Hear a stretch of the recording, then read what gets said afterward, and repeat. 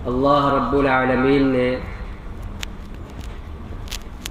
اپنی قدرت سے اس پوری کائنات کو بنایا اور سجایا ہے،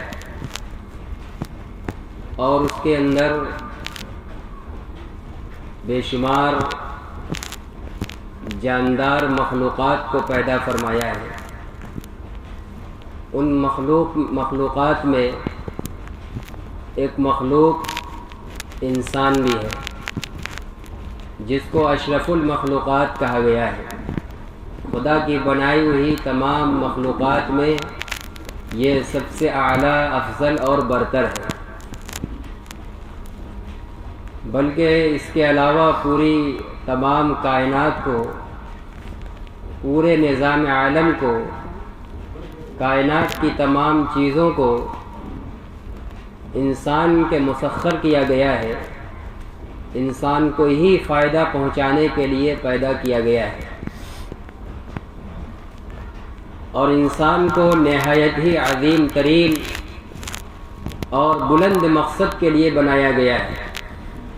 پوری کائنات انسان اور انسانیت کے خادم ہے، اور انسان کو سب سے اعلیٰ اور بالا، سب سے عظیم الشان اور بلند مقصد کے لیے بنایا گیا، کیونکہ یہ خود سب سے اشرف ہے، تمام مخلوقات میں سب سے افضل ہے، تمام مخلوقات اس کے خادم ہیں، اس کے نفع کے لیے بنائی گئی ہیں۔ اس لیے اس کو جو مقصد دیا گیا ہے، اس کا مقصد بھی، وہ مقصد بھی سب سے عظیم ہے، سب سے بڑا اور اہم ترین ہے، جس کو اللہ تبارک و تعالی نے قرآن کریم کے اندر بیان بھی فرما دیا ہے۔ وَمَا خَلَقْتُ الْجِنَّ وَالْإِنسَ إِلَّا لِيَعْبُدُونَ، کہ میں نے انسان اور جنات کو صرف اور صرف اپنی بندگی کے لیے پیدا فرمایا ہے۔ یہ ہے انسان کی پیدائش اور اس کے اس دنیا میں پیدا کیے جانے کا عظیم ترین مقصد، عبادت خداوندی، اللہ رب العالمین کی معرفت، پہچان اور اس کی خوشنودی اور رضا حاصل کرنے کی کوشش کرنا، یہ انسان کا اہم ترین مقصد ہے۔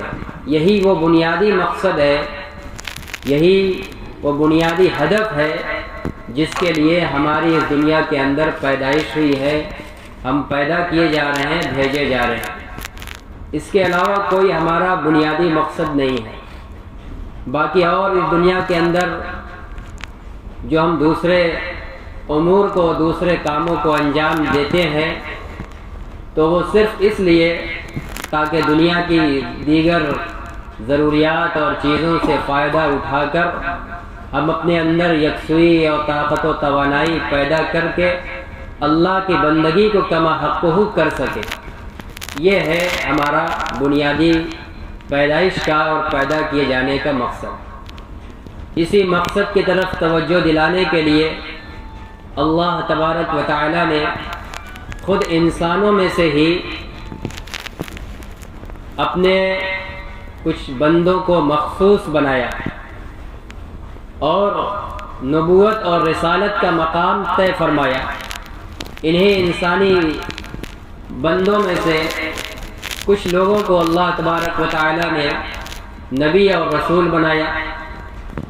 سیدنا حضرت آدم علی نبینا وعلیہ الصلاۃ والتسلیم سے یہ سلسلہ شروع ہوتا ہے، اور نبوت اور رسالت کا یہ سلسلہ اللہ تبارک و تعالی نے اس لیے شروع فرمایا تاکہ ہمارے یہ منتخب برگزیدہ بندے، نبی اور رسول، ہماری طرف سے ہدایت اور رہنمائی پا کر اپنی قوم کے لوگوں کو، اپنے زمانے کے بندگان خدا کو ان کی پیدائش کا مقصد بتلائیں اور اللہ کی بندگی کی طرف متوجہ کریں۔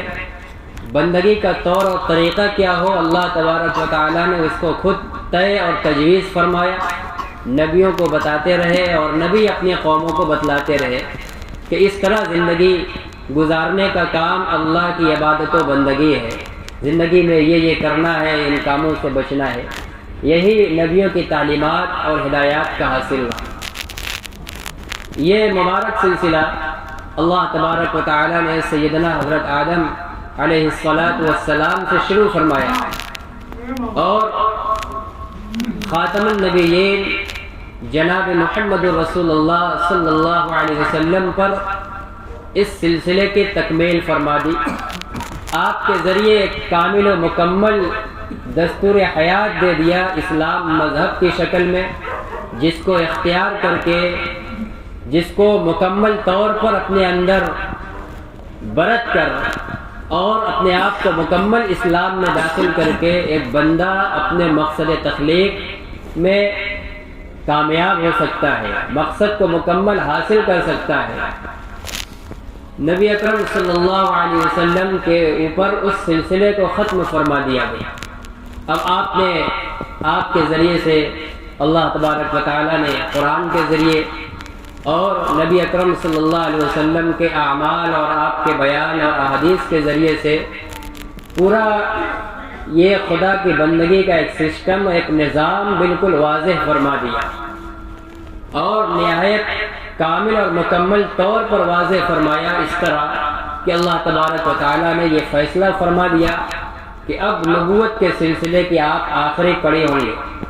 آپ کا پیغام دستور بندگی کا یہ آخری دستور ہوگا۔ اب اس کے بعد ہم اور کوئی اب دستور نہیں بھیجیں گے، کوئی اور نبی نہیں بھیجیں گے۔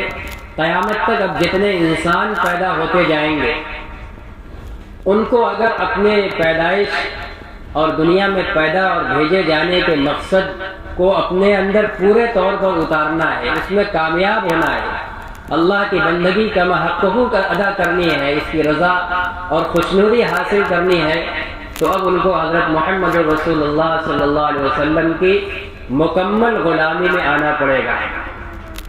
آپ کے اوپر آپ کی تعلیمات کے مطابق مکمل ایمان لانا، اعمال کے اندر، اخلاق کے اندر، معاملات کے اندر، معاشرت کے اندر، جو بھی ایک انسانی زندگی کی ضروریات ہو سکتی ہیں، ہر شعبہ زندگی کے اندر اللہ کے اس آخری نبی کے ذریعے خدا کے اس کامل و مکمل اور آخری پیغام مذہب اسلام کو کامل و مکمل ماننا، یہی ہم کو ہمارے مقصد تخلیق کی طرف گامزن کرے گا۔ اسی میں ہمارا مقصد حیات چھپا ہوا ہے۔ گویا اگر یہ سوال کیا جائے کہ اللہ نے جس بندگی کے لیے ہمیں پیدا فرمایا ہے اس کے لیے ہمیں کیا کرنا پڑے گا، کن چیزوں سے بچنا پڑے گا، تو اس کا مختصر سا جواب یہ ہے کہ حضرت محمد رسول اللہ صلی اللہ علیہ وسلم کی نبوت اور تعلیمات پر ایمان لانا ہے اور اس کو مکمل طور پر جب جس موقع پر نبی کی جو تعلیم ہے اس کو اپنا لینا، اس کو مان لینا، اسی کے مطابق اپنی زندگی کو گزارنا، یہی بندگی خدا ہے، اسی کا نام خدا کی بندگی ہے۔ اور جب یہ کرنے پر ہم لگ گئے تو گویا ہم نے اپنے پیدا کیے جانے کے مقصد کو پورا کر دیا، اس مقصد کو پورا کرنے میں لگ گئے۔ نبی اکرم صلی اللہ علیہ وسلم نے 23 سال کی جو آپ کی نبوت کی مدت اور زمانہ ہے، اس مختصر مدت کے اندر خدا کے پیغام کو، بندگی کے طور طریقے اور احکامات کو قرآن و سنت کی شکل میں بڑی دیانتداری کے ساتھ کامل و مکمل طور پر اس کو پہنچا دیا۔ اور حجۃ الوداع کے موقع پر صحابہ اکرام کے پورے مجمع میں اللہ تبارک و تعالیٰ کو گواہ بھی بنا دیا۔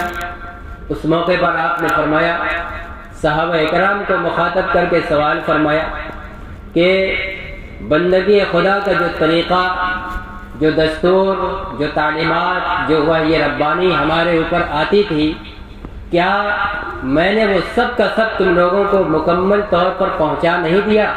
الا هل بلغت، کیا میں نے پہنچا نہیں دیا؟ 3 مرتبہ آپ نے یہ سوال فرمایا۔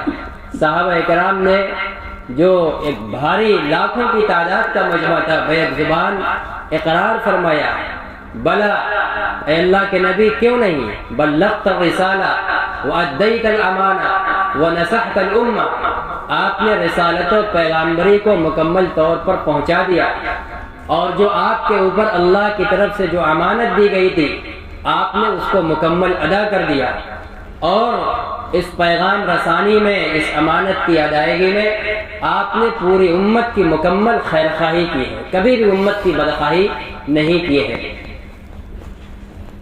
تو اس کے بعد آپ نے پھر صحابہ کرام کو یہ ہدایت فرمائی تھی کہ الا فلیبلغ الشاہد الغائب، کہ سنو یہ اللہ کا کامل اور مکمل دستور ہے، اسی کے مطابق ایک رحمانی بندے کو، اللہ کے محبوب بننے والے بندے کو، اللہ کے مقصد تخلیق میں کامیابی حاصل کرنے والے انسان کے لیے یہی کامل و مکمل دستور حیات ہے قیامت تک۔ کوئی اور نبی نہیں آئے گا، کوئی اور دستور نہیں آئے گا۔ جس طرح پچھلے زمانوں میں ہوتا تھا، کبھی موسیٰ آتے تھے تو ان کا ایک پیغام ہوتا تھا، جب وہ چلے گئے تو حضرت عیسیٰ آئے، انہوں نے کچھ اور پیغام پیش کیا۔ اب وہ نہیں ہوگا، اب یہ آمد و رفت کا سلسلہ بند۔ محمد رسول اللہ یہ سلسلے نبوت کی آخری کڑی ہے۔ آپ کے بعد کوئی نیا نبی نہیں آئے گا اور کوئی نیا دین نہیں آئے گا، یہی قیامت تک کے لیے چلنے والا ہے۔ اور آپ ہیں کہ چند دنوں کے بعد اس دنیا سے اٹھائے جانے والے ہیں، تو آپ نے اس امانت کو آگے تک منتقل کرنے کی ذمہ داری امت کے لوگوں پر دی۔ صحابہ کو مخاطب کیا، الا فلیبلغ الشاہد الغائب، سنو، متوجہ رہو، کان کھول کر سنو کہ جو تم میں سے یہاں حاضر ہے اور اس نے اس پیغام ربانی کو، وحی الہی کو مجھ سے سنا، سیکھا اور سمجھا ہے، اس کو بعد والوں تک پہنچائے۔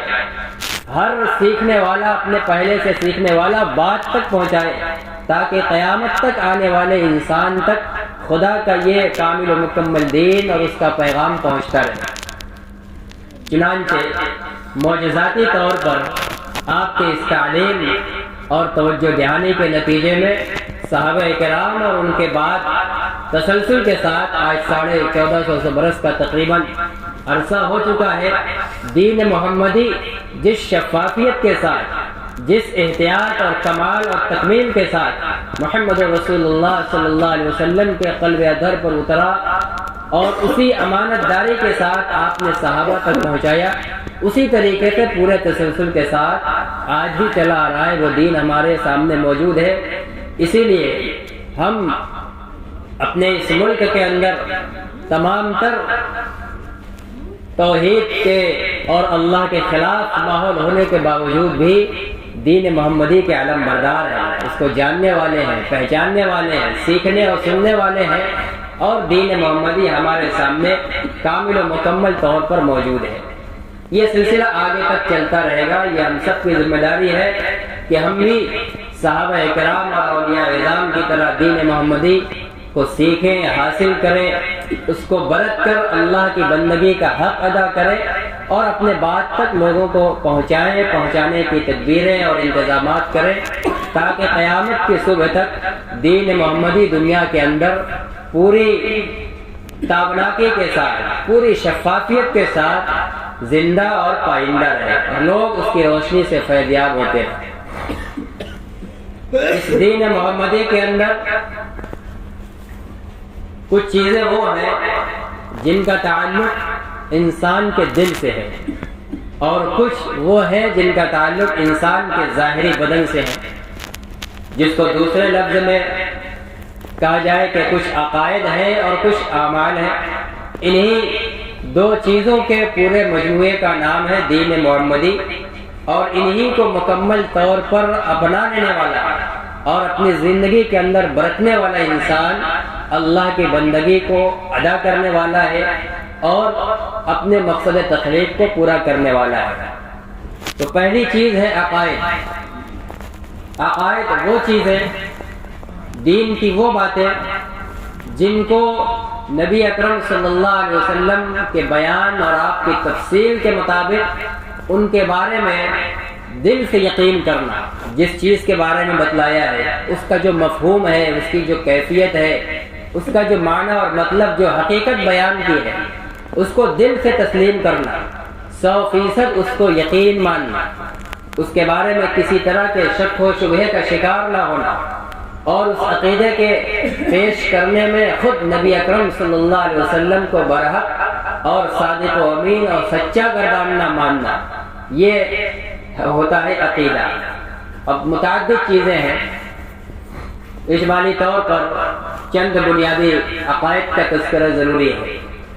یہ عقائد پہلے اس لیے ذکر کیے جا رہے ہیں کہ آج ہمارے ملک کے ماحول کے تناظر میں اس وقت مسلمانوں کے عقائد کے اوپر بڑی منصوبہ بندی کے ساتھ اور بڑی تیزی کے ساتھ عقائد پر حملہ کر کے ہمارے نوجوانوں کو، بچوں کو، بچیوں کو خاص طور سے ورغلا کر ایمان اور اسلام سے برزن کر کے کفر اور شرک میں داخل کرنے کی انتھک کوشش ہو رہی ہے۔ جتنی ہم ایمان کی اور اسلام کی تبلیغ کی آج محنت نہیں کر رہے ہیں، اس سے زیادہ اسلام سے ہم کو ہٹانے کی محنت اور کفر میں داخل کرنے کی سعی اور کوشش ہو رہی ہے۔ یہ ہم لوگوں کے لیے لمحہ فکریہ بھی ہے، سنجیدگی سے غور کرنے کی ضرورت ہے، سوچنے کی ضرورت ہے کہ جو دین و ایمان ہمیں اپنے آباء و اجداد سے بغیر قربانیوں کے اور بغیر مشقت کے ملا ہے، آج جب اس پر حملہ ہو رہا ہے، چھیننے کی کوشش ہو رہی ہے، تو کچھ نہ کچھ کم از کم اتنی تو محنت اور کوشش کر لیں کہ ہمارے سامنے ہماری نسلوں کے دلوں سے وہ دین، وہ عقیدہ اور وہ ایمان نہ نکلے۔ صرف کھانے کمانے میں عام انسانوں کی طرح اور جانوروں کی طرح صرف کھانے ہی پینا ہمارا مقصد حیات بن جائے، یہ انسانیت کے خلاف ہے۔ انسانیت تو رب کی پہچان کے لیے پیدا کی گئی، رب کی معرفت کے لیے پیدا کی گئی۔ آج رب کی پہچان سے ہم کو دور کیا جا رہا ہے، بندگی سے دور کیا جا رہا ہے، عورتوں کو ورگلایا جا رہا ہے۔ کالجوں اور اسکولوں میں پڑھنے والی اور مختلف ہوٹلوں میں کام کرنے والی لڑکیوں کو ورگلانے اور بہکانے کی مختلف ہیلوں اور بہانوں سے بہکانے کی کوشش ہو رہی ہے۔ اس لیے ایمان کو سیکھنے کی ضرورت ہے۔ ایمان کوئی نسلی چیز نہیں ہے، یہ سیکھنا بھی پڑتا ہے، سمجھنا بھی پڑتا ہے۔ جب تک سیکھیں اور سمجھیں گے نہیں اس کی حقیقت کو، تب تک ایمان کے مخالف ہواؤں سے اپنے آپ کو، اپنے دین ایمان کو ہم نہیں بچا پائے۔ بنیادی ایمان کے عقائد ہم لوگ پڑھتے ہیں کلمہ ایمان مفصل، ایمان مجمل۔ اس کے اندر اجمالی طور پر اسلام کے بنیادی عقائد کا ذکر کر دیا گیا ہے، جن کو نبی کے مطابق، ان کی تفسیر اور مفہوم کے مطابق ان چیزوں پر دل سے پختہ یقین رکھنا، یہ ہمارے مومن اور مسلمان بنے رہنے کے لیے لازم اور ضروری ہے۔ ان میں سے کسی ایک کا انکار ہو جائے یا کسی کے بارے میں شک اور شبہ ہو جائے، یا ان میں سے کسی ایک کو ماننے کے ساتھ ساتھ اس کے مخالف کفر اور شرک کی بھی کوئی دعوت مان لی جائے، تو پھر وہ بندہ مسلمان باقی نہیں رہتا، ایمان سے اس کا رشتہ باقی نہیں رہتا، وہ ایمان سے خارج ہو جاتا ہے۔ ان کلمات کو خاص طور سے ایمان مجمل اور ایمان مفصل کو اس کے معنی اور مفہوم اور تفصیل کے ساتھ پڑھنے اور سمجھنے کی ضرورت ہے۔ اور یہ کلمات ہمارا روز کا وظیفہ ہے۔ رسول اللہ صلی اللہ علیہ وسلم نے بار بار ترغیب دی ہے، تلقین فرمائی ہے۔ صحابہ کو مخاطب کر کے ایک موقع پر فرمایا تھا، جددوا ایمانکم، اپنے ایمان کی تجدید کرتے رہا کرو، اس کو ریپلیس کرتے رہا کرو۔ صحابہ نے پوچھا، وکیف نجدد ایماننا، اے اللہ کے رسول ہم اپنے ایمان کی تجدید کیسے کریں گے، اس کو نیا کیسے بنائیں گے؟ آپ نے فرمایا بقول لا الہ الا اللہ، لا الہ الا اللہ کثرت سے کہا کرو۔ یہ ہمارے صبح شام کی تسبیحات میں ہمیں وظیفے کے طور پر دیا گیا ہے، لا الہ الا اللہ کی کثرت روزانہ پڑھنا ہے۔ اس سے دل کے اندر ایمان کی حقیقت کھلتی ہے، ایمان کا نور بڑھتا ہے اور ایمان پختہ ہوتا ہے۔ آج ہم لوگ پڑھتے ہی نہیں، ہم نے ان بنیادی کلمات کو بھی رسمی بنا لیا ہے۔ نکاح کا موقع آ گیا، بڑی پابندی کے ساتھ عبداللہ دلہن کو بھائی کلمہ پڑھاؤ ورنہ نکاح نہیں ہو۔ باقی پورے سال ہماری اولادیں، ہمارے بچے کلمے کا تلفظ ان کو آ بھی رہا ہے کہ نہیں، معنی اور مفہوم پتہ ہے بھی کہ نہیں، پوری زندگی اس کی کوئی فکر نہیں ہے۔ مر رہا ہے تو مرنے کے وقت اس کی روح کلمے کے ساتھ نکل رہی ہے کہ نہیں نکل رہی ہے، جو دین کی حقیقت تھی اس کی کوئی فکر نہیں ہے، اور ہم ان حقائق کو ایک رسم بنا کر گزر جانے کو دین کی خدمت کے لیے کافی سمجھتے ہیں، یہ کافی نہیں ہے۔ ایمان مجمل ہے، آمنت باللہ وملائکتہ وکتبہ ورسلہ والیوم الآخر والقدر خیرہ وشرہ من اللہ تعالی والبعث بعد الموت۔ اس کلمے کے اندر جتنی چیزیں ہیں ان کے معنی اور مفہوم اور حقیقت پر صحابہ کے مزاج کے مطابق، صحابہ کے عقیدے کے مطابق اس پر اعتقاد جازم 100% پختہ یقین رکھنا فرض ہے، تبھی ایمان معتبر ہوگا۔ کیا ہے پہلی چیز؟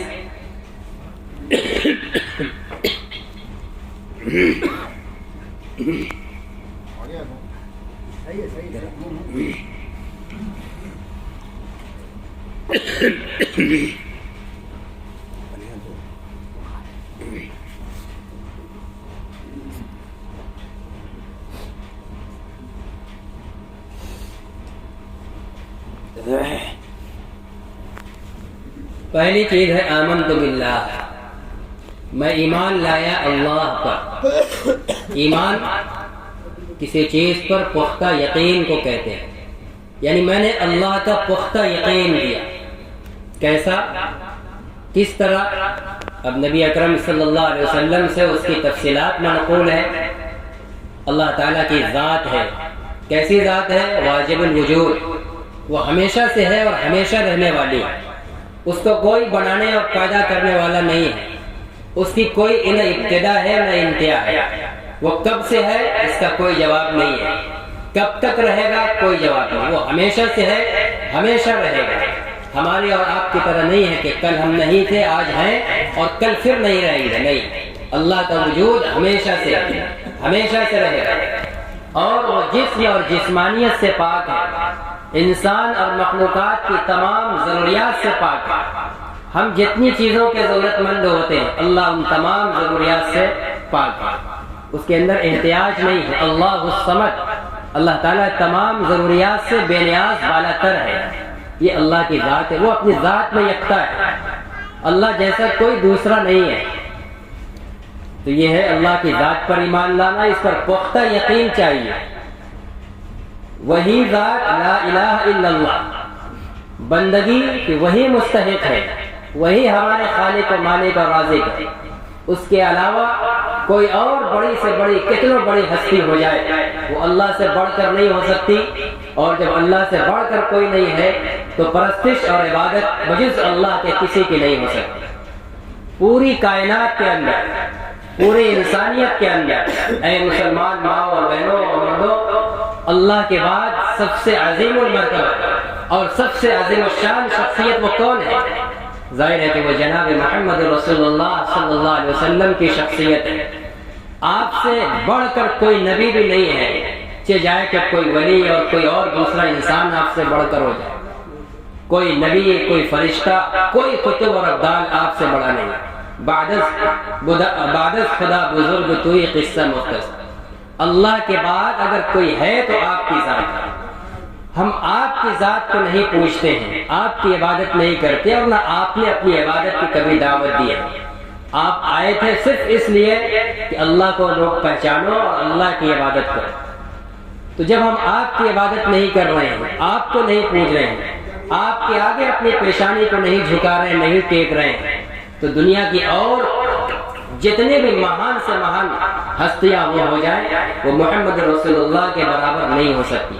جب محمد رسول اللہ صلی اللہ علیہ وسلم دنیا میں نہیں پوجے گئے، ان کی نہیں عبادت کی گئی، انہوں نے اپنی بندگی نہیں کروائی، اللہ کی بندگی کروائی، تو اللہ کے علاوہ کون ہے جس کی اس سرزمین کے اندر برستش کی جائے اور عبادت کی جائے؟ تو یہ اللہ کے بارے میں ہمارا پختہ یقین ہونا چاہیے۔ ہرگز ذرہ برابر بھی کسی کے آگے یہ انسان اشرف المخلوقات کا اشرف اور عظیم ترین سر جھک نہیں سکتا۔ انسان کے علاوہ جو کچھ بھی ہے سب انسان سے کمتر ہے، انسان سے حقیر ہے۔ بھلا یہ انسان اشرف المخلوقات اپنے سے کمتر کے آگے کیوں جھک سکتا ہے؟ یہ اپنے ہی میں سے اپنے کے برابر میں نہیں جھکنے کے قائل ہوا ہے، نہیں جھکا ہے۔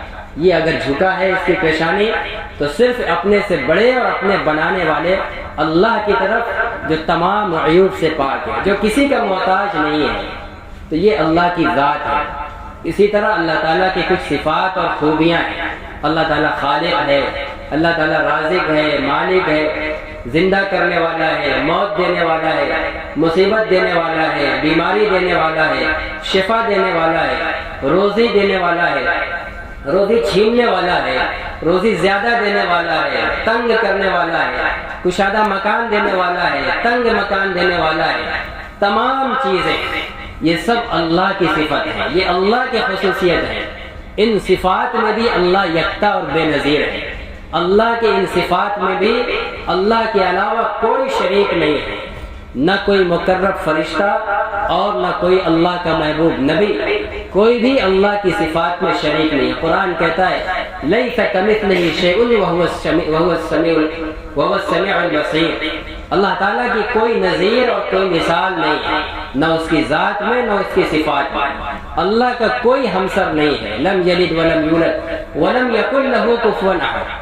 سورہ اخلاص میں آخری آیت اللہ کی اسی ہمسری کا انکار کرتی ہے، اللہ کا کوئی ہمسر نہیں ہے۔ یہ اللہ تعالیٰ کی صفات کے اعتبار سے ہمیں یقین رکھنا ہے۔ جب ہمارا یقین پختہ ہو جائے گا تو پھر دنیا کے بہت سے اچھے برے حالات سے ہمارے لیے نمٹنا بڑا آسان ہو جائے گا۔ مصیبتیں آئیں گی، ہمارا تو یقین ہے کہ ہمارا اللہ دیکھ رہا ہے، یہ اسی کی لائی ہوئی۔ جب اسی کی لائی ہوئی ہے تو دنیا کی کوئی طاقت ہٹا بھی نہیں سکتی۔ راحت اور نعمتیں آئیں گی تو ہمارا ایمان ہم کو متوجہ کرے گا کہ یہ اللہ کی دی ہوئی نعمت ہے، تو وہ ایمان ہم کو شکر گزاری کروائے گا۔ شکر ادا ہوگا تو نعمت اور بڑھے گی، مصیبت پر صبر ہوگا تو اجر ملے گا، ثواب ملے گا۔ یہ ایمان کی پہلی ہماری بنیاد ہے، اللہ تعالیٰ کی ذات اور اس کی صفات پر ایمان رکھنا کہ اللہ اپنی ذات کے اعتبار سے بھی اکیلا ہے اور اپنی صفات میں بھی اکیلا ہے۔ اس کی کسی صفت میں کوئی بھی شریک نہیں ہے، نہ کوئی نبی، نہ کوئی ولی، نہ کوئی فرشتہ، اور نہ دنیا کے دوسرے مذاہب کی کوئی مہان شخصیت، کوئی بھی خدا کے کسی وصف کے اندر شریک نہیں ہے، اور یہ خدائی صرف اسی کی ذات کے ساتھ مخصوص ہے۔ ایسا نہیں ہے کہ دنیا کے اور مہان لوگوں کا مجسمہ وغیرہ بنا لیا جائے تو اس میں خدا کی توجہ منتقل ہو جاتی ہے، اور جو بہت سا کام خدا کرتا ہے وہ مجسمے سے ہونے لگتا ہے۔ یہ نہیں، یہ شرک ہے، اس کی مذمت کی گئی، یہ عقیدہ توحید کے خلاف ہے۔ آگے فرماتے ہیں آمنت باللہ وملائکتہ، ایمان لایا میں اللہ کے فرشتوں پر۔ اللہ تعالیٰ کی ایک نورانی مخلوق ہے جو انسان اور جنات نہیں ہے، اللہ نے ان کو نور سے پیدا کیا ہے، وہ نہ مرد ہے نہ عورت۔ وہ کیسے ہیں اللہ بہتر جانتا ہے، جیسے اس نے بنایا ویسے۔ وہ ہمارے طرح کھانے اور پینے کی ضروریات سے پاک ہے، لیکن ہے وہ مخلوق، وہ اللہ کے پیدا کیے ہوئے ہیں۔ اللہ تعالیٰ نے ان کو مختلف کاموں کے اندر لگا رکھا ہے، کوئی رکوع میں ہے، کوئی سجدے میں ہے، کوئی عرش اٹھائے ہوئے ہے، کوئی بارش کے نظام پر ہے، کوئی موت کے نظام پر ہے، کوئی مختلف ایمان والوں کی دعاؤں پر آمین کہنے میں ہے، کوئی اعمال نیکیاں لکھنے میں ہے، کوئی برائیاں لکھنے میں۔ الغرض سب کو اللہ نے کام بانٹ دیا ہے، وہ فرشتے اللہ کے دیے ہوئے کام کے اندر لگے ہیں۔ لا یعصون اللہ ما امرہم، ان کی خاصیت یہ ہے کہ وہ اللہ کے حکم کیے ہوئے کام میں نافرمانی نہیں کرتے، ان کے اندر نافرمانی کا مادہ نہیں۔ ان کی تعداد کتنی اللہ بہتر جانے، ان کے نام کیا ہے اللہ بہتر جانے۔ ہاں ایسی ایک مخلوق ہم مانتے ہیں، یہ ہمارے ایمان کا حصہ ہے۔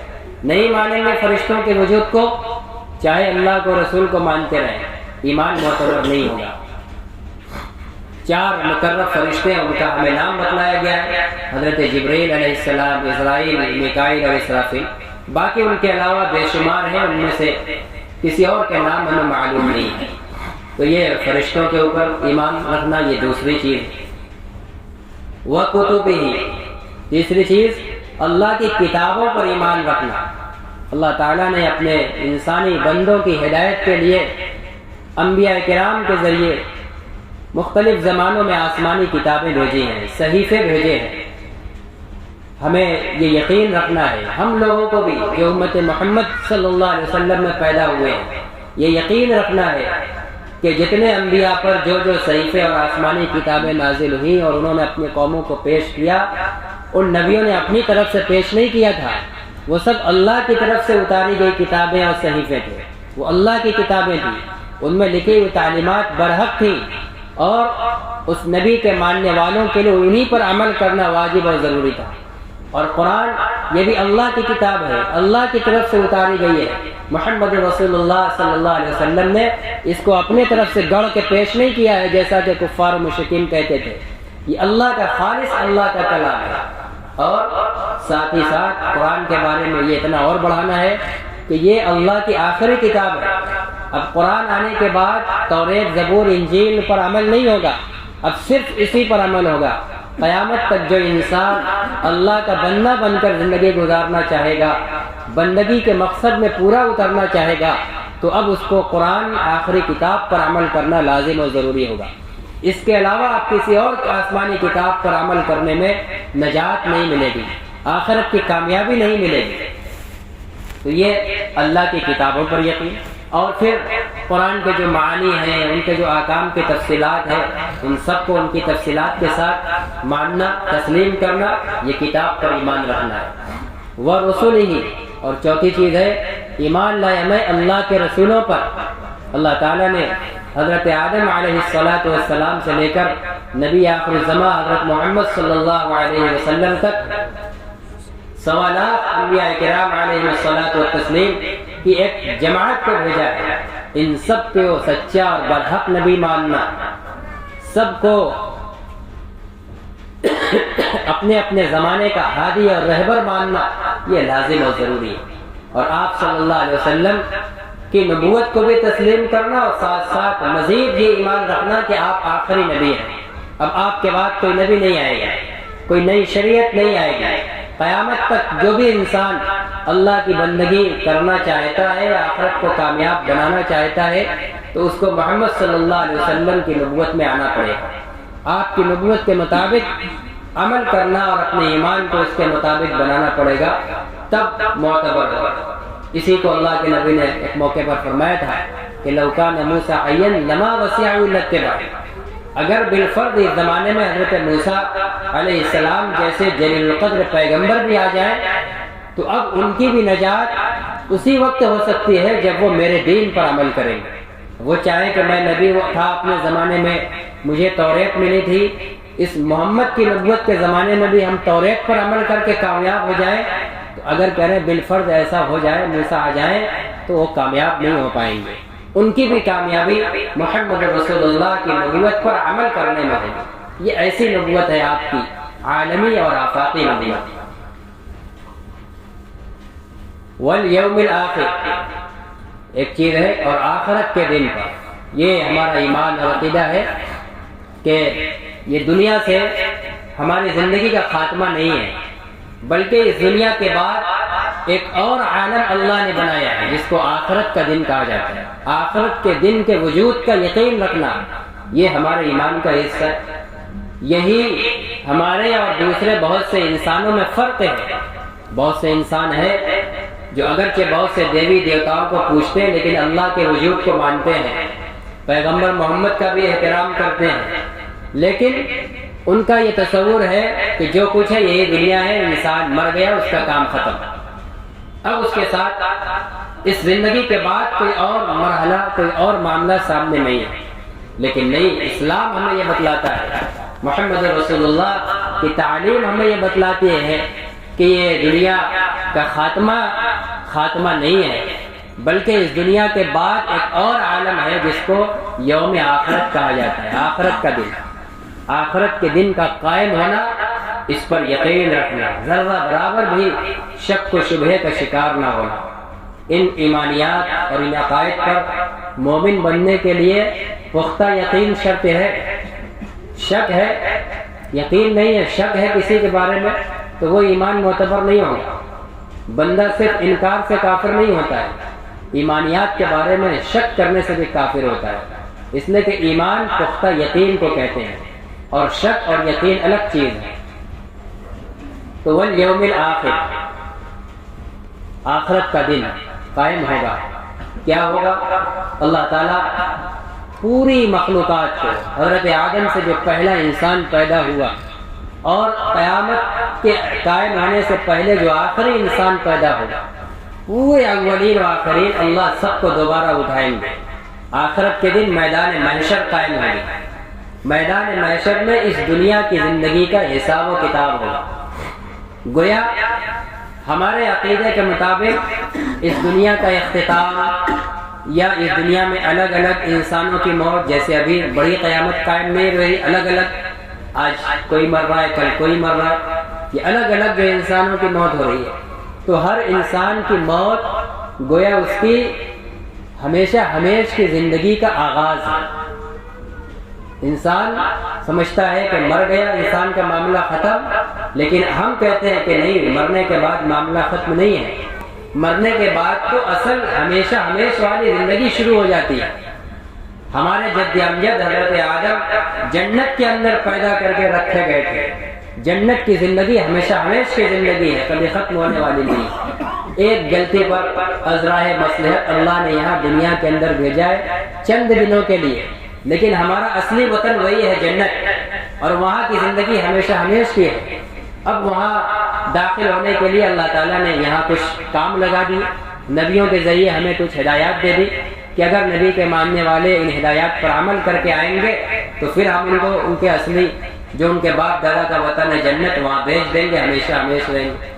تو اس دنیا کی موت سے اسی ہمیشہ ہمیش کی زندگی کا آغاز ہوتا ہے۔ مرنے پہ انسان کا خاتمہ نہیں ہوتا ہے، انسان اس فانی دنیا سے نکل جاتا ہے لیکن اس باقی دنیا کے اندر داخل ہو جاتا ہے۔ چنانچہ عالم آخرت اور عالم دنیا، اس کے بیچ میں ایک اور عالم ہے، عالم برزخ۔ مرنے کے بعد انسان عالم برزخ میں چلا جاتا ہے، اور عالم برزخ میں ہی انسان کے ساتھ معاملہ جنت والا ہونا ہے یا جہنم والا، عالم برزخ میں ہی حالات اس کے سامنے آ جاتے ہیں۔ گویا وہیں سے اس کی زندگی ہمیشہ ہمیش کی زندگی کا آغاز ہو جاتا ہے۔ تو آخرت کے اندر ہمیں اس دنیا کا پورا حساب و کتاب دینا ہے۔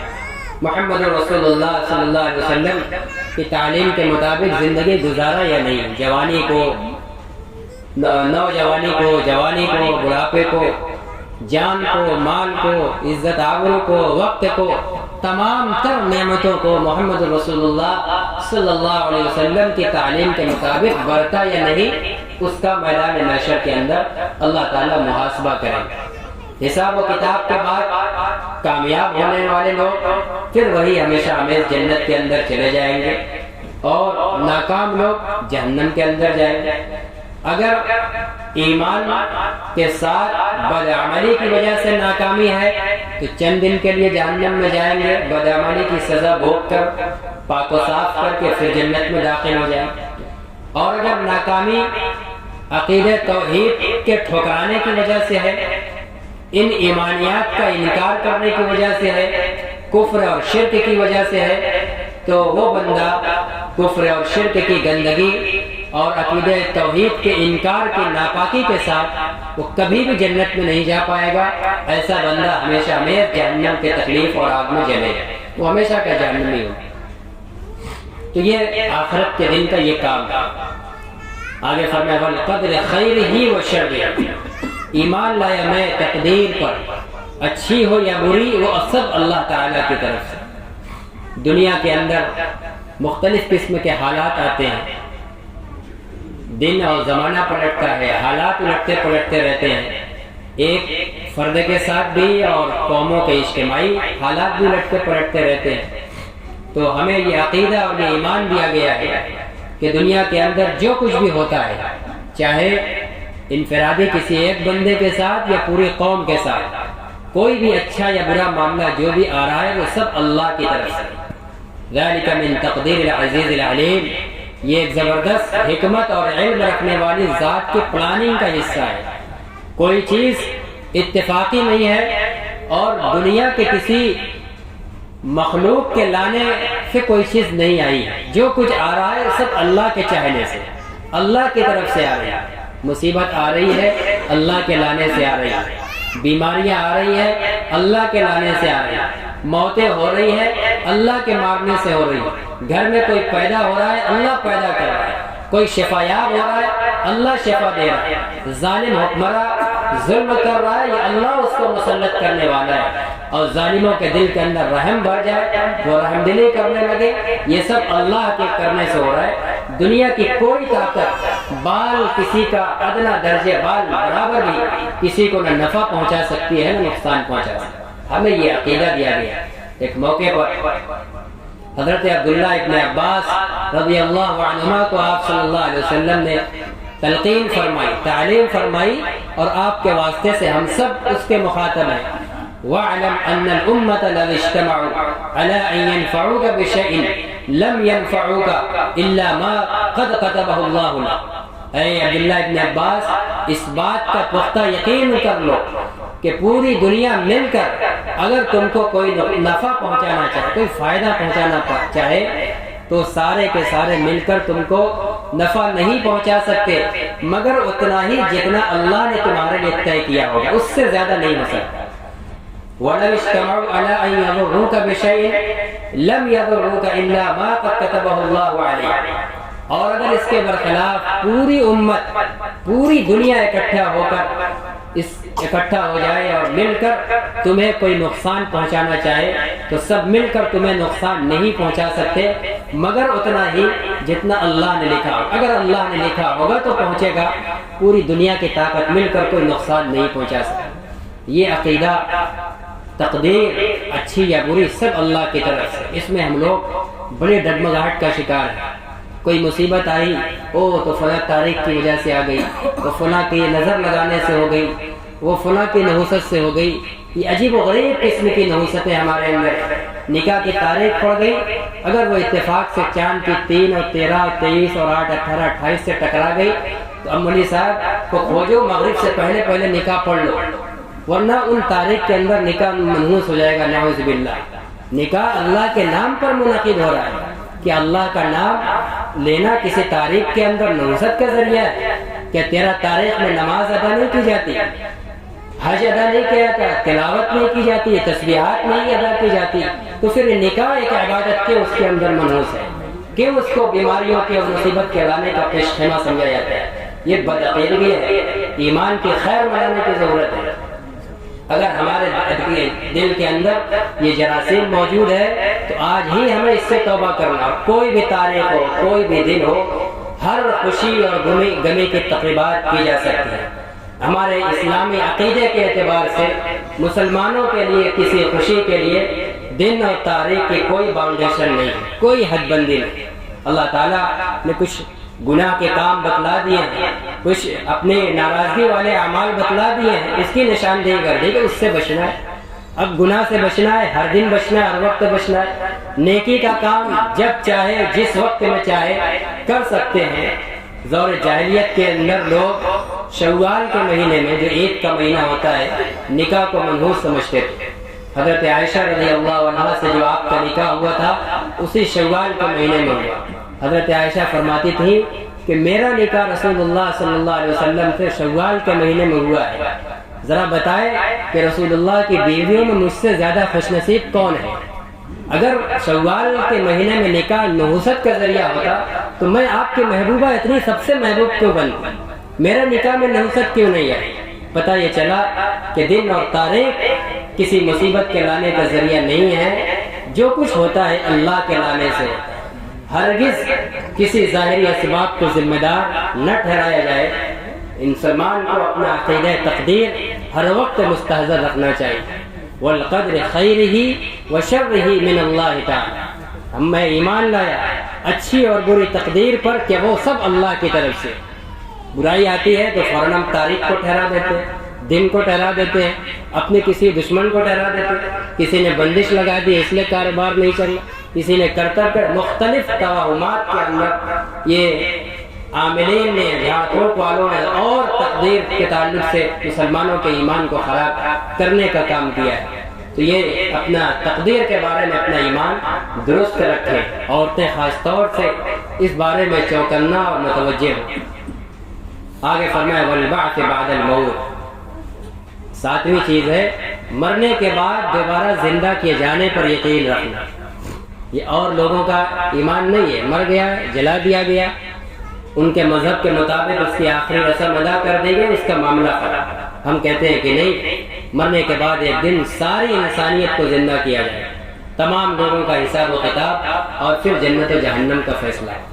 یہ چند بنیادی عقائد ہیں اللہ کے بارے میں، فرشتوں کے بارے میں، اللہ کی کتاب کے بارے میں، رسولوں کے بارے میں، آخرت کے دن کے بارے میں، اچھی اور بری تقدیر کے اللہ کی طرف سے ہونے کا یقین، اور مرنے کے بعد اٹھائے جانے کا یقین۔ یہ یقین ہمیں مستحضر ہونا چاہیے، اور رسول اللہ صلی اللہ علیہ وسلم کے پورے دین کے اندر اسی یقین کو اجاگر کیا گیا ہے، اور اسی یقین کو اجاگر کرنے والے، اور پھر بعد الموت، مرنے کے بعد جو دوبارہ اٹھائے جائیں گے، حساب و کتاب ہوگا، اور اس حساب و کتاب میں کامیابی والے اعمال بتلائے گئے۔ اب اس کے بعد عبادات کا نمبر ہے۔ نماز سب سے پہلے فرض ہوتی ہے ہر عاقل بالغ مسلمان پر، کہ جب عقیدہ درست ہو گیا، محمد رسول اللہ کے غلام بن گیا، اور اس غلامی پر فخر اور خوشی ہے، اور آپ سے واقعی محبت اور لگاؤ ہے، تو آپ مسلمان، آپ کا غلام نماز کا پابند ہونا چاہیے۔ اول ما یحاسب به العبد یوم القیامۃ الصلاۃ، قیامت میں جب میدان محشر قائم ہوگی تو سب سے پہلے نماز کا حساب و کتاب ہوگا۔ ہمیں جانا ہے، ہمیں اس کا یقین ہے، اور روزانہ کی ہمارے سامنے کی موتیں ہمیں اس یقین کا یاد دہانی کرانے کے لیے کافی ہیں۔ ہر وقت کوئی گھنٹہ بجانے کی ضرورت نہیں ہے کہ ہم چوکنا رہے کہ بھائی مرنے کے بعد دوبارہ اٹھائے جائیں گے، یا ہم مریں گے بھی۔ آئے دن کل کسی کو دفن کر رہے ہیں، آج کسی کو دفن کر رہے ہیں، کل اور کسی کو دفن کریں گے، پھر کبھی ہم کو بھی دفن کیا جائے گا۔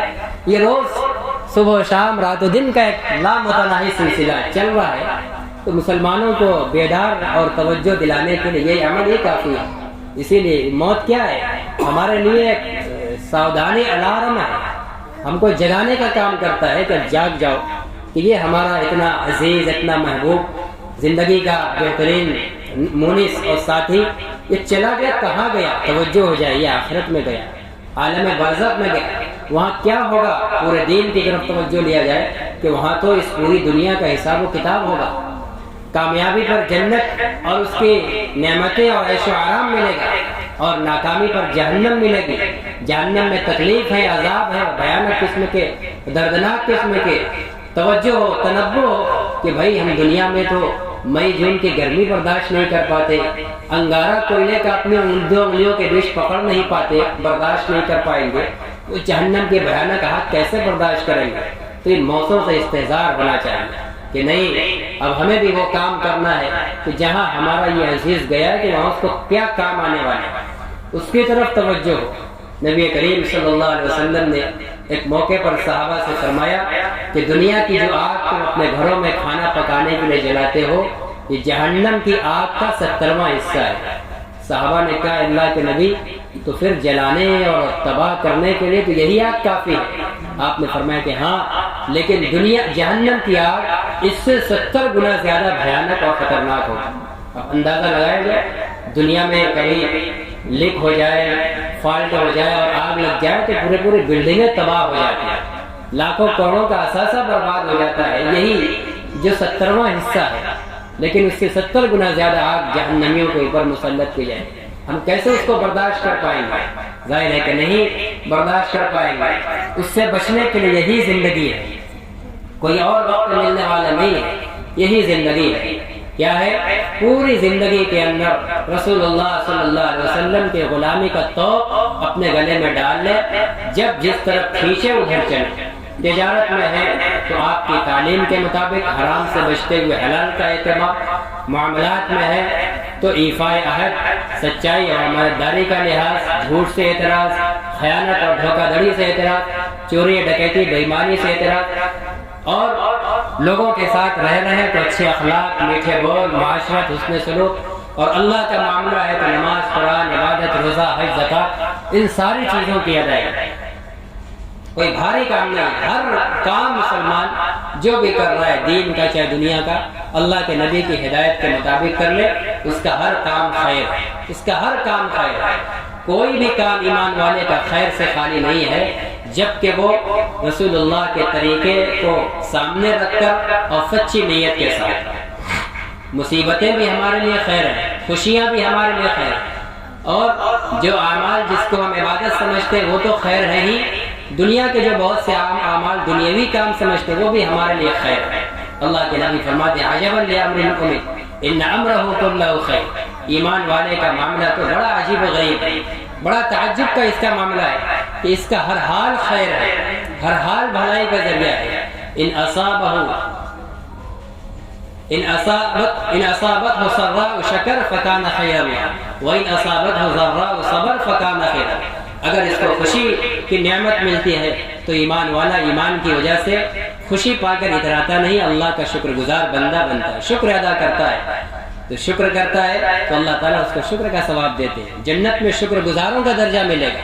اور اگر ایمان والے کو مصیبت پہنچتی ہے تو وہ جزا اور سزا نہیں کرتا، آہو بکا نہیں کرتا، چیختا اور چلاتا نہیں ہے، اللہ کا شکوہ دندناتا کرتا نہیں پھرتا ہے، اللہ کا فیصلہ مسئلہ سمجھ کر خاموش کر لے، اپنے آپ کو تسلی کرتا ہے کہ بھائی یہی اللہ کا فیصلہ ہے، اس کی اسی میں مرضی، اس کی مرضی اسی میں ہے تو اللہ کی مرضی میں ہم بھی راضی ہیں، اس طرح اپنے آپ کو تسلی دیتا ہے، صبر کر لیتا ہے۔ ایسے صابرین کو کہتے ہیں کہ اگر صبر کرتا ہے تو اس کو صبر کا مقام ملتا ہے، جنت میں اس کو صابرین کا درجہ ملے گا، جنت میں یا تو شاکرین والا مقام ملے گا یا صابرین والا۔ ایمان والے پر مصیبت ہے تو صبر کر کے صابرین کا مقام حاصل کرتا ہے، نعمت مل رہی ہے تو شکر کر کے شاکرین کا مقام حاصل کر لے گا، چت بھی اس کی پٹ بھی اس کی، کوئی حال اس کا خیر سے خالی۔ ایسا نہیں کہ ہم دنیا میں مصیبت کے مارے ہیں تو ہم آخرت میں دھتکار دیے جائیں گے، نہیں، ان مصیبت کو اللہ کے رسول کی تعلیم کے مطابق صبر کے ساتھ اور آپ کی تعلیم کو برت کر اس کا استقبال کریں گے، مصیبت کے لمحات کو گزاریں گے تو بڑا اجر و ثواب ملے گا۔ اور نعمتیں اور خوشحالیاں مل رہی ہیں کسی بھی طرح کی، مال کی، جائیداد کی، اولاد کی، صحت توانائی کی، اللہ کی شکر گزاری اور تابعداری کے ساتھ گزر رہی ہے تو شکر گزاری کا انعام ملے گا اور دنیا میں بھی نعمت بڑھے گی، کوئی حال خیر سے خالی نہیں ہے۔ ایک موقع پر آپ صلی اللہ علیہ وسلم نے فرمایا کہ ایمان والے کو جو بھی مصیبت پہنچتی ہے تو اس کو صدقے کا ثواب ملتا ہے، اگر یہاں تک کہ فرمایا کہ راستہ چلتے اس کو کوئی کانٹا چبھ جائے تو اس کانٹے کے چبھنے کی جو تکلیف ہوتی ہے، عموماً چبھ جاتا ہے، کانٹا ہوا، کوئی نوکیلا کنکر، کوئی چیز بھی ہو، کبھی پیر میں چبھتی ہے، آدمی پیر اٹھاتا ہے، جھاڑتا ہے، پھر چلنا شروع ہو جاتا ہے، نہ خون نکلتا ہے اور نہ تکلیف رہتی ہے کہ ڈاکٹر کے یہاں مرہم پٹی کی ضرورت پڑے، بس وقتی چبھن کی جو ایک احساس ہوا تو بس ہوا، جھارا ختم۔ تو چبھن کا جو وقتی چند سیکنڈ کا احساس ہوتا ہے، اللہ کے نبی فرماتے ہیں کہ ایمان والے کو اس چند سیکنڈ کی تکلیف پر بھی اجر و ثواب ملتا ہے۔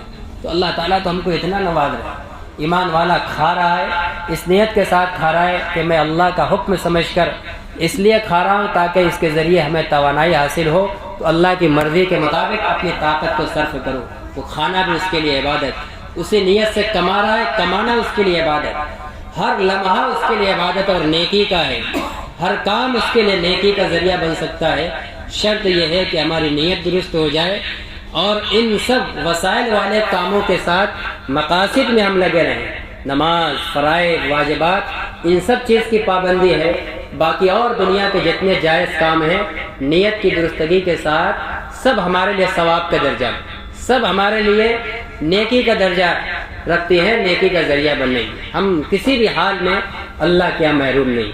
بیماری آئی، صبر کر رہے، انعام مل رہا ہے، مصیبت کا ثواب مل رہا ہے، اس بیماری پر مال خرچ کر رہے ہیں، مال خرچ کرنے کا ثواب مل رہا ہے، ہمارا اس وقت ذہن و دماغ میں نہیں ہے، یہ صرف ایمان کی خصوصیت ہے، ورنہ جو غیر مومن بندے ہیں ان کا کمانا، کھانا، مال خرچ کرنا، مصیبت میں رہنا، خوشی میں رہنا کچھ بھی خیر نہیں ہے، خوشی میں ہیں تو ہیں، جب تک زندگی ہیں خوش ہیں، مرنے کے بعد ہمیشہ جہنم میں جائیں گے، مشرک ہیں، مصیبت میں ہے تو دنیا میں بھی مصیبت میں ہے اور مرنے کے بعد جائیں گے، کیونکہ کافر و مشرک ہیں، مومن نہیں ہیں، وہاں بھی مصیبت میں رہیں گے، لیکن ایمان والا ایسا نہیں ہے، اگر دنیا کے اندر مصیبت میں ہے تو آخرت میں مصیبت میں نہیں رہے گا، اگر دنیا کے اندر راحت میں ہے تو آخرت، اگر شکر گزاری کے ساتھ راحت اور نعمت کا استعمال ہے تو آخرت میں بھی راحت میں رہے گا۔ اس لیے ہم ایمان والوں کو اپنے عقیدے کو، اپنے ایمان کو بہت مستحکم کرنے کی ضرورت ہے، اس وقت سیکھنے کی ضرورت ہے، مذاکرہ کرنے کی ضرورت ہے، اس طرح کی مجلسیں صرف اسی گمے کے موقع پر ہی نہیں، گائے گائے مختلف گھروں کے اندر عورتوں کے بیچ میں خاص طور سے یہ پیغام ایمان اور عقیدے کا پہنچانے کی ضرورت ہے۔ بڑی تیزی کے ساتھ ایمان لوٹنے کی محنت ہو رہی ہے، طرح طرح سے ورگلایا جا رہا ہے۔ ضرورت ہے کہ اپنے بنیادی عقائد اور ایمان کے اصلی اور ضروری صحیح عقائد کو، ان کی تفصیلات کو سیکھیں، سمجھیں اور اپنے ایمان و عقیدے کو صحابہ کے عقیدے اور ایمان کے مطابق بنا کر پہاڑ کی طرح مضبوطی کے ساتھ جمیں، اور پھر اس کے بعد جو ایمان کے تقاضے ہیں، اعمال کرنا، نمازوں کی پابندی ہے، نماز کا اہتمام ہر مسلمان مرد عورت پر فرض ہے، اس کا اہتمام چاہے کتنوں بھی مشقت دشواری کے وقت ہو جائے، نماز کبھی بھی معاف نہ، بیٹھ کر پڑھ لیں، اشارے سے پڑھ لیں، پانی کا استعمال مضر ہے تو تیمم کر لے، رکوع سجدے پر قدرت نہیں ہے تو اشارہ کر لے، کوئی بھی عذر نماز کو ساقط نہیں کرتا۔ نماز بہرحال ہمیں زندہ کرنی ہے، اپنی مسجدوں کو، اپنے عورتوں کا، اپنے گھروں کو نمازوں سے اور سجدوں سے آباد رکھنا ہے۔ نمازوں سے ہی اللہ کی قربت اور اللہ کی رحمت سب سے زیادہ کھینچی جاتی ہے۔ اللہ کی رحمت سے آج ہم دور ہوتے جا رہے ہیں، محروم ہوتے جا رہے ہیں، طرح طرح کے مصائب اور مشکلات کا شکار ہیں۔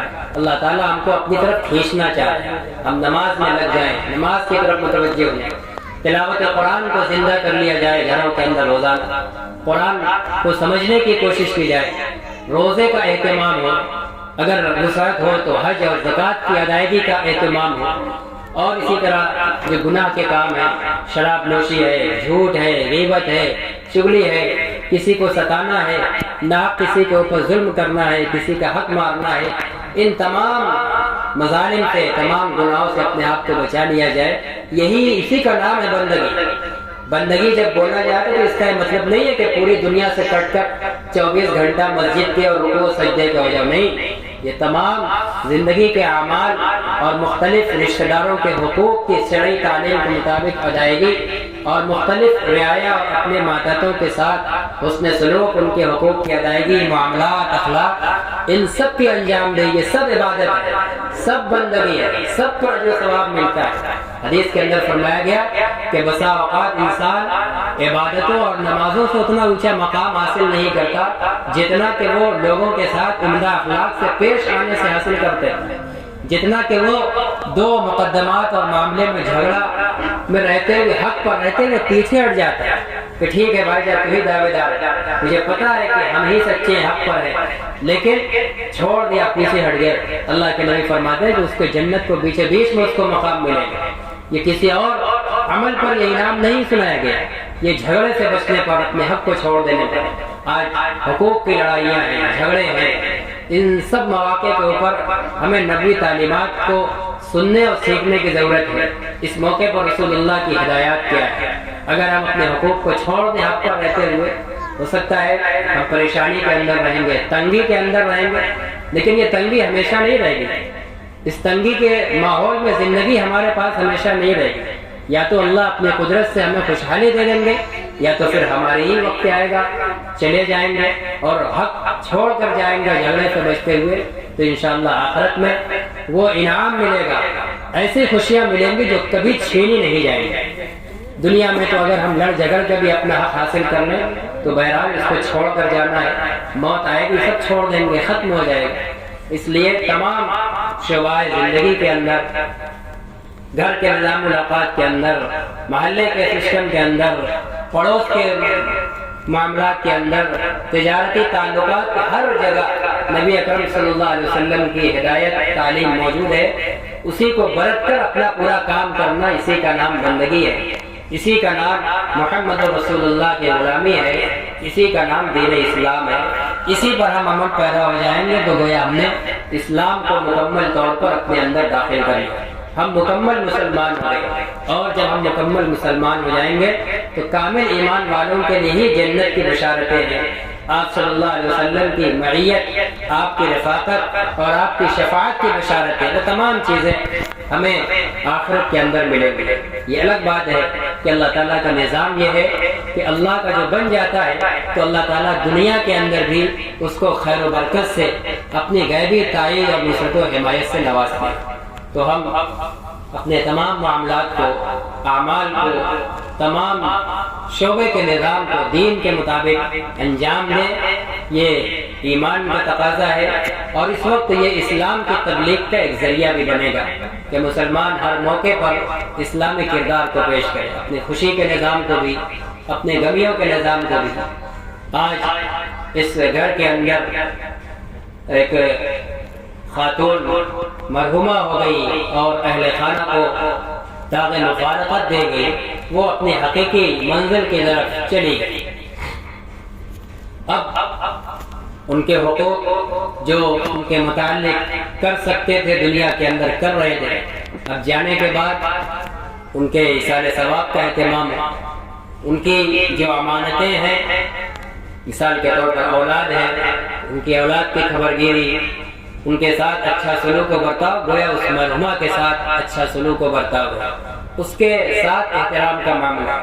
اسی طرح اور جو ان کی امانتیں ہیں، ان کی امانتوں کا حق ادا کرنا، اور جو ان کے متعلقین ہو، ان کے متعلقین کے ساتھ ان کے گزرنے کے بعد بھی اچھا تعلق قائم رکھنا، یہ اسلامی تعلیم ہے۔ حضرت عائشہ فرماتی ہیں کہ رسول اللہ صلی اللہ علیہ وسلم کے گھر جب بھی گوشت کہیں سے آتا تھا تو آپ ایک خاتون کے پاس ضرور بھیجتے تھے، ان کا نام اس وقت ذہن میں نہیں آ رہا۔ تو حضرت عائشہ کو بڑی غیرت آتی تھی کہ کچھ بھی منگاتے ہیں تو وہاں ضرور بھیجتے ہیں۔ تو دریافت کرنے پر فرمایا کہ وہ میری بیوی حضرت خدیجہ کی سہیلی تھی۔ تو آپ صلی اللہ علیہ وسلم کا حضرت خدیجہ کے ساتھ ایسا پاس و لحاظ تھا کہ ان کے گزر جانے کے بعد ان کی سہیلیوں تک کے ساتھ احترام کا اور حسن سلوک کا معاملہ رکھا ہے۔ تو ہمیں بھی ان سب تعلیمات کو سنت نبوی سمجھ کر یقیناً ثواب ملے گا، ان سب چیزوں کو زندہ رکھنا چاہیے۔ اسی طرح مہر وغیرہ کے تعلق سے کچھ مسائل اس موقع پر آتے ہیں۔ دیکھیے، نکاح کے وقت مہر یہی ایک وہ مال ہے جو نکاح کے اندر ایک فرض خرچہ ہے۔ ہمارے اسلامی نکاح کے اندر مالی کوئی خرچہ نہیں ہے۔ ایجاب و قبول زبان سے ادا کرنے والے دو گواہ کی موجودگی میں یہ شرط اور رکن ہے، اور اس کے بعد ایک مالی بوجھ ہے شوہر پر، صرف مہر۔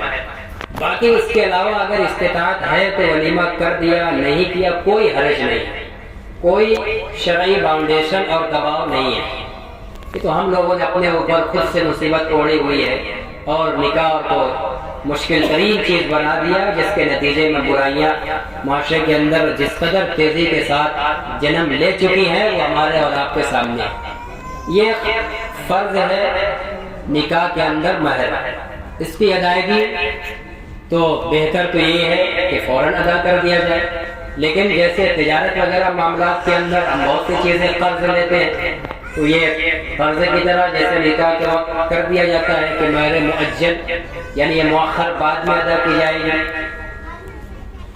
اگر فوراً ادا کر دی گئی تو بہت اچھا، اور ادا کر ہی دینی چاہیے۔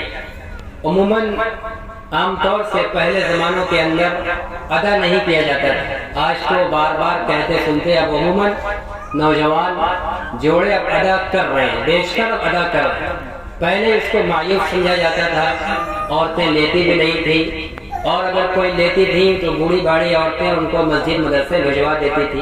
وہ ان کی ملکیت ہے، وہ ان کا مال ہے، وہ اس سے چاہے کھا لیں، کپڑا پہن لیں، اپنے اوپر خرچہ کریں، اپنی اولاد پر خرچہ کریں، صدقہ اور خیرات کریں، ایک دم حلال اور پاک مال ہے۔ یہ باؤنڈیشن کہ اس کو لیا تو مسجد و مدرسہ میں دیا جائے، غریب و مسکین کو دیا جائے، یہ کوئی ضرورت نہیں۔ یہ اس کی اپنی مرضی کی بات ہے کہ وہ اپنی ملکیت کا مال جہاں چاہے صرف کرے، وہ چاہے تو واپس دوبارہ شوہر کو دے دے کہ میں آپ کو گفٹ کرتی ہوں، کچھ بھی کر سکتی ہے، وہ مالک ہے، لیکن شوہر کو پیش کرنا، ادا کرنا یہ لازم ہے۔ اگر کسی کا یہ ارادہ اور نیت رہی وقتی نکاح ہو گیا بعد میں دیں گے، اور دل میں یہ ارادہ ہے کہ چلو مرتے وقت معاف کرا دیں گے، جیسا کہ یہ جاہلانہ طور طریقہ آج بھی باقی ہے کہ بسا اوقات گھر میں بہو قریب المرگ ہوتی ہے تو بوڑھی عورتیں اس کے شوہر کے لیے پریشان ہوتی ہے، جلدی سے اس کو بلاؤ کہاں ہے، یعنی اس مرض الموت میں جلدی سے اس سے کان میں کہہ کر معاف کروا لیا جائے۔ تو اس طرح کہہ کر کسی کا حق معاف کروانے سے معاف نہیں ہوتا، اس وقت کے اس کے فیصلے معتبر نہیں ہیں، اس لیے کہ وہ ہوش و حواس میں نہیں ہے، اور عام حالات کے اندر بھی چونکہ ایک سماجی دباؤ بنا ہوا ہے، سماجی دباؤ میں بھی کوئی حق معاف کیا جائے تو وہ بھی معاف نہیں ہوتا ہے۔ جیسے بہنوں کے حقوق ہیں، ایک سماجی دباؤ ہے کہ اگر وہ لے لیں گی تو میکا سے بھائی لوگ تعلق کاٹ دیتے ہیں، اس دباؤ کی بنا پر وہ کہتے ہیں کہ نہیں ہم کو نہیں چاہیے، آپ لوگ بانٹ۔ اس کا طریقہ یہ ہے کہ ان کے نام لکھا پڑھی کرائیے، ان کے حوالے کاغذ کیجیے، اس کے بعد پھر وہ واپس کریں کہ نہیں میں سائن کرتی ہوں، لیجیے میرا حق آپ لوگ، وہ معافی معتبر ہوگی۔ صرف زبانی کہ آپ لوگوں کو لینا ہے یا کیا کرو گے، نہیں ہم لوگ نہیں لیں گے، اس سے معاف نہیں ہوتا ہے، اس معافی کا کوئی اعتبار نہیں ہے۔ تو اس طرح اگر کوئی معاف کرایا تو اس کا اعتبار نہیں، اور اگر ادا نہیں کیا تھا اور کوئی معافی تلافی اور اس کی طرف سے کوئی گفٹ وغیرہ بھی نہیں ہوا ہے، آنن فانن چلی گئی، انتقال ہو گیا، تو اب اس کا وہ مال شوہر کے ذمہ قرضہ ہے۔ اب وہ گویا اس میت کا، اس مرحومہ کا ترکہ ہے۔ اب اس کے جو وارث ہیں حکم شرع کے مطابق وہ مہر کا مال یا جو بھی اس کی ملکیت میں مال ہے، ترکہ اس میں تقسیم کیا جائے گا۔ اس میں اس کے شوہر کو بھی ملے گا، ماں باپ کو بھی ملے گا، یعنی بیوی کے ماں باپ، اور اس کی اولاد کو بھی ملے گا۔ تو اب وہ ترکہ بن گیا، شوہر کا اس میں جتنا بن رہا ہے شوہر اتنا لے گا، بیوی کے ماں باپ کا جتنا بن رہا ہے وہ لیں گے، اولاد جو ہے تو اس کا بھی بنے گا، اور نابالغ ہے تو اس کے بلوغ تک اس کو محفوظ رکھا جائے گا، بالغ ہونے کے بعد اس کے حوالے کیا جائے گا کہ یہ تمہاری ماں کا، یہ تمہارے نام ترکہ یہ حصہ ہے۔ تو یہ مہر کے مسائل ہیں، کوشش تو یہی ہونی چاہیے کہ ادا ہو، اور اگر نہ ادا ہوئے تو پھر وہ ایک ترکہ ہوتا ہے، پورا مال ترکہ ہے، جو اس کے وارث ہیں ان وراثت کے درمیان مفتیان کرام سے مسئلہ معلوم کر کے کہ کس کا اتنا بن رہا ہے، اس اعتبار سے اس کو تقسیم کر لیا جائے۔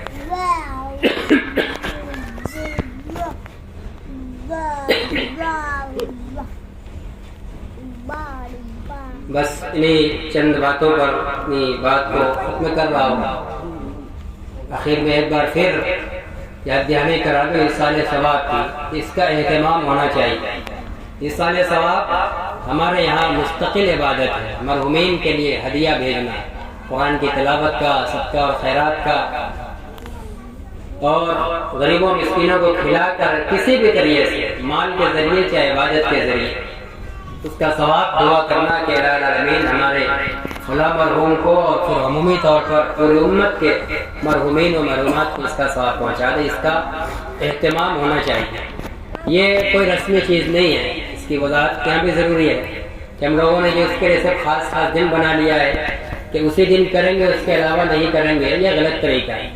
ایصال ثواب انسان کو ہمیشہ کرتے رہنا چاہیے، وہی زیادہ قابل اطمینان اور قابل اعتبار ہے، اور ایک معمول بن جائے کہ جب کسی کے بھی انتقال کی خبر ہو فوراً کچھ نہ کچھ چند مرتبہ سورہ اخلاص ہی، کلمہ طیبہ ہی پڑھ کر ایصال ثواب کیا جائے۔ میت کو اس کا بڑا انتظار رہتا ہے۔ عبداللہ ابن عباس رضی اللہ عنہما کی روایت ہے کہ رسول اللہ صلی اللہ علیہ وسلم نے فرمایا کہ میت جب قبر کے اندر رکھی جاتی ہے تو اس وقت اس کی حالت دریا میں ڈوبتے ہوئے انسان کی طرح ہوتی ہے، وہ تڑپڑاتا رہتا ہے، جیسے نڈنگا آدمی جب ڈوبنے لگے تو تڑپڑاتا ہے دریا کے اندر، تو میت بھی جب قبر میں رکھی جاتی ہے تو اس کی وہی کیفیت ہوتی ہے عالم برزخ کے اندر، وہ بے چین اور مضطرب رہتا ہے، وہ ینتظر الی ابیہ او ابنہ او صدیقہ و قاربہ،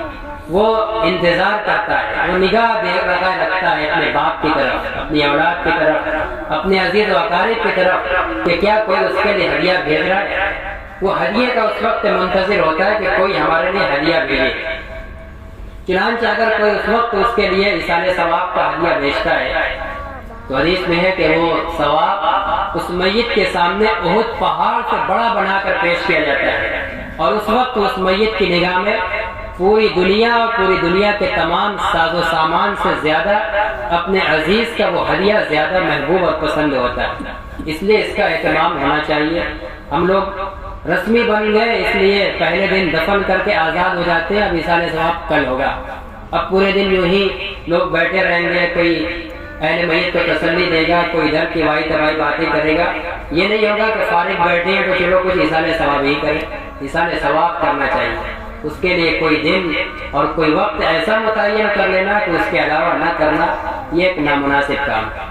اس لیے اس وقت کے اندر، ان دنوں کے اندر اہتمام ہو، اور تدفین کے بعد قبر پر جب مٹی ڈل جائے اور پانی ڈال دیا جائے، اس وقت مسنون یہ ہے کہ میت کے سرہانے اور پائٹانے کھڑے ہو کر سورہ بقرہ کا اول اور آخری رکوع پڑھ کر اس کو ایصال ثواب کریں، اور اس وقت اس کے لیے جب فوراً منکر نکیر آ کر سوال جواب کر رہے ہیں، یہ دعا کریں کہ الہ العالمین یہ ہدیہ اس کے حق میں قبول فرما، اور نکیرین کے سوال جواب میں اس کو کامیاب فرما، ثابت قدمی فرما۔ یہ اس موقع پر ان سب چیزوں کی ضرورت ہے، لیکن افسوس ہے کہ ہم لوگ غفلت کا اس میں شکار ہیں اور صرف رسمی کاموں میں ہی الجھ کر رہ جاتے ہیں۔ اللہ تعالیٰ ہم سب لوگوں کے اندر دین کی حقیقت اتار دے، اور رسمی دین سے ہم سب لوگوں کو نکالے، دین کی حقیقت ہمارے اندر اتارے اور اسی پر عمل کی توفیق نصیب فرمائے۔